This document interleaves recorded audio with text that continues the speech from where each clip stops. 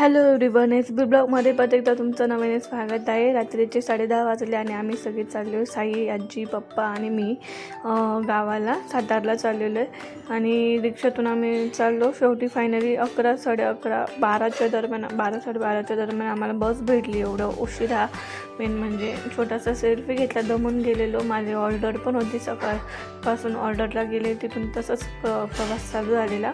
तर मग आराम केला मी थोडासा। तिथून 4-5 वाजता आम्ही शिवाजीनगरला पोचलो। शिवाजीनगरमधून स्वारगेटला चाललेलो। आज चतुर्थी होती म्हणून गर्दी होती दगडूशेठ हलवाईला। लांबूनच आम्ही दर्शन घेतलं आणि चहा पाणी घेतला। स्वारगेटला आलो तर दादाची वाट बघत होतो, दादाला पण भेटलो वगैरे। तिथून मग 7 वाजता वाजलेले आम्हाला निघता। तर मग 7 वाजता आम्हाला सातारची बस भेटली आणि बसमध्ये वगैरे बसतो। फ्रेश वाटते बघा, तुम्हाला पण व्हिडिओमध्ये दिसत मी खूप फ्रेश वाटते। अशी बाहेर वगैरे गेली तर मला खूप छान वाटतं नाही का, मन मोकळं होतं, म्हणजे फ्रेश होतं माणूस नाही का, कोणी पण होतं। तर तिथून बोगदा मला खूप आवडतो, तो बोगद्याचा छोटासा क्लिप घेतला, छान वाटतं। आणि गजरा तर खूपच आवडतो मला, तर तिथं पोचलेलो आम्ही, तर गजऱ्याचा पण छोटासा क्लिप घेतला, ते काका बघत होते।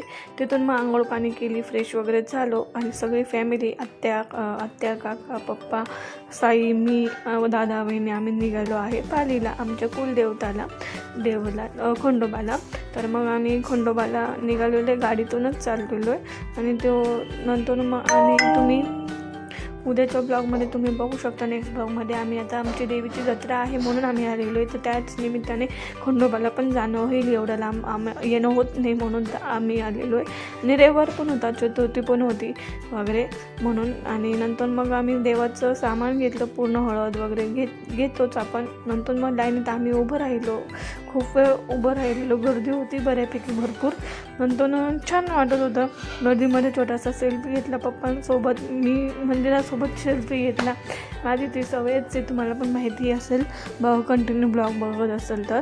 आणि नंतर सगळ्या हळद वगैरे खेळत होते, हळद वगैरे खेळली, खूप छान वाटत होतं। आणि दर्शन पण खूप चांगलं झालं आमचं।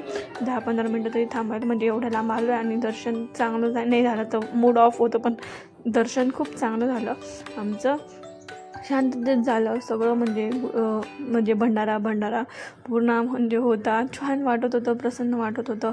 आणि दर्शन मेन म्हणजे चांगलं झालं, तर मनाला शांती झाली आणि आलेलं म्हणजे चांगलं झालं नाही का। तिथून आम्ही आता निघालो, संध्याकाळ झाली, निघता अंधार पडलेला। गाडीत मस्तपैकी आम्ही आता गाणे वगैरे लावलेले, मज्जा केली, जाता घरी एन्जॉय केला, मस्तपैकी गाणे ऐकले असतील बघू शकता। आणि छान प्रवास झाला, छान दर्शन झालं, खूप चांगलं वाटत होतं आणि सगळेजण खूप हॅपी होते। तिथून आम्ही घरी गेलो आणि दुसऱ्या दिवसाचा ब्लॉग उद्या आम्ही अपलोड करते। भेटूया नेक्स्ट ब्लॉगमध्ये, बाय बाय।